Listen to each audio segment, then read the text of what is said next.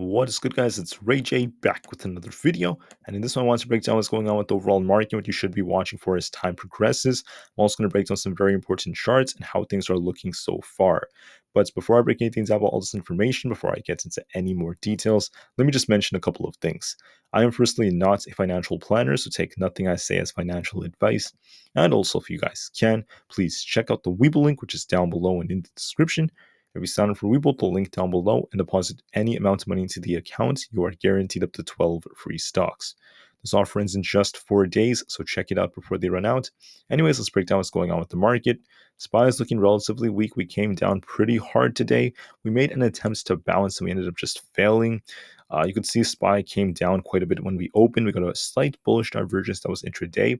And then all of a sudden, we saw the buyers step in. They launched it back to almost 415. They tried. I was seeing this move potentially forming, but I thought we would hold up a little bit better because of all these puts expiring. We have over 1 million puts expiring on SPY for today. And we also have very high amounts of open interest on the 415 call strike. But despite that data, the move ended up failing, right? We had an inverse head and shoulders trying to develop on SPY, but this looked like a trap. They wanted people to start buying calls, buying lots of options right here. And this was their opportunity to smack the market right back down as we saw the bears playing defense. So the bears came in and they caused this low to break, invalidating the inverse head and shoulder, and the market just continued to sink. So what levels should we be watching for on SPY? So you're going to be watching this 411 resistance. If you get above this, 411.5 is a possibility. Then you're going to be watching these wicks right here as resistance at like 412. Also, this 411.7 are going to be some resistance levels. But right now, we're still below 411. If we continue to sink down, there might just be a lot of chop between 410.25 to 410.5 as support, and resistance around 411. So we're going back and forth, very boring. If we lose 410, we're going to turn very bearish, come all the way down to 409. But for now, it's trying to hold above 410. So I am seeing some defense here from the bulls basically, but it's not necessarily super strong, and we're just kind of like shopping if anything. So the market's kind of like balanced between the buying and the selling, and we're seeing this perpetuate. For the QQQ, we were looking quite decent in the beginning. We actually saw a potential flag forming, but this ended up failing, and we had a decent structure when we started off, but this move ended up failing, and this thing is starting to make lower highs and lower lows. We're looking more bearish now, and we're continuing to look weak. So because of this imbalance down here towards 344, be very careful. If you lose 345, watch 344.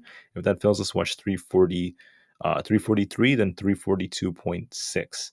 For resistance, watch 345. If we break that, we could see a pump towards this next resistance right here at 347. But as of right now, we're just continuing to chop back and forth and back and forth. And the bears have a slight edge, but we'll see if the bulls could try to get us above 345.8. We are looking kind of weak, however, so it is what it is. On Nvda, Nvda came down. It made an attempt to bounce right here. It actually tried to get back above 410, but the move failed and Nvda came right back down. So now we're going to be watching support right here in this 403 area. If we lose this, watch 402. If that fails us, 400 is coming pretty quickly. It's looking very choppy, very sideways right now. It's still not looking the strongest, and we have a potential kind of distribution structure that's developing on it that could lead to more downside. So it is looking more bearish overall. It's looking a little bit weaker. Instead, we didn't end up getting a nice bounce like I was hoping for because of the options chain, and there was lots of manipulation today, but it is what it is, guys. Things like this happen, so just watch your levels and just try to be open-minded. Aapl made an attempt to balance. We actually looked quite good on Aapl in the morning, but we ended up forming a bearish divergence, and we got this big rejection, and now Aapl is looking weaker. Aapl has resistance at 168. If we fail to break this, expect it to start sinking, and it could get very close to these lower levels. 166 is where we have key support alongside 165. As of right now, watch 168 as resistance, and lots of chop around this area. It's not really doing anything too crazy. For Tesla, we made an attempt to bounce, but we failed as well. Tesla tried to get all the way up to about this 212 area, but we failed to break 212.